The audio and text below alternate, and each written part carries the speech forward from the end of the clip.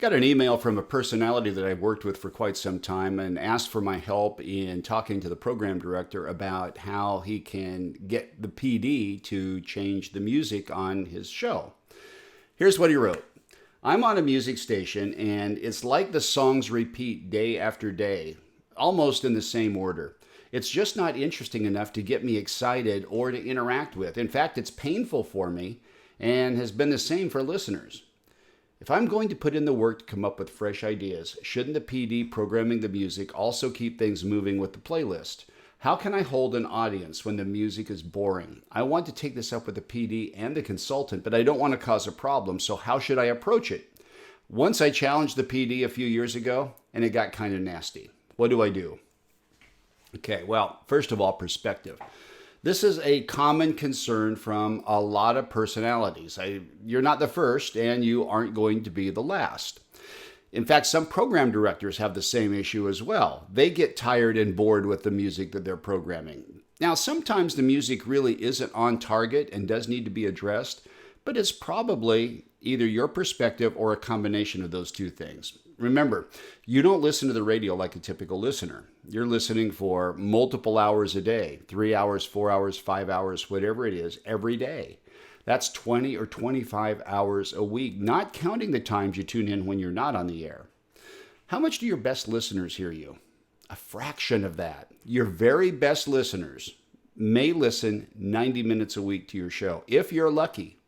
And that's the super fans, the ones who tune in almost every day and love your show. Non-P1s tune in for just a couple of times a day, usually for 5 minutes or less. Plus, you're paying a lot more attention than the average listener. They're usually listening in the background while doing something else, so they're not hearing the repetition the same way you do. Now, if the station is dialed in and rotating songs properly, if the clocks and the playlists are in sync, tighter playlists are a good strategy. But it could be that the math isn't right between the categories, the number of songs in each category, and the number of times they're called for. And that might be why Beyonce's Single Lady plays between 7 and 8 o'clock 4 times a week. Now, if that's the case, that should be addressed, and you should bring it up and point out this issue because it can be easily corrected by doing the math right and fixing the categories. The station may be limiting the perceived variety of music, but chances are your show is going to be much more popular if you're playing the biggest hits, which I assume are the songs that you're complaining about.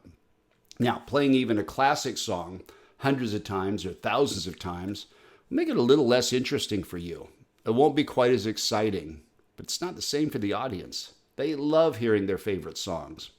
And in reality, almost every programmer will be more successful by making a tighter playlist, not expanding it. So all I'm saying here is I can't help you with the program director and your consultant, but when you have that conversation, ask questions. Try to get some perspective. Try to get some understanding of why the music's put together the way it is. It might help you perform better and get an understanding of what the PD is trying to accomplish with the programming of the station.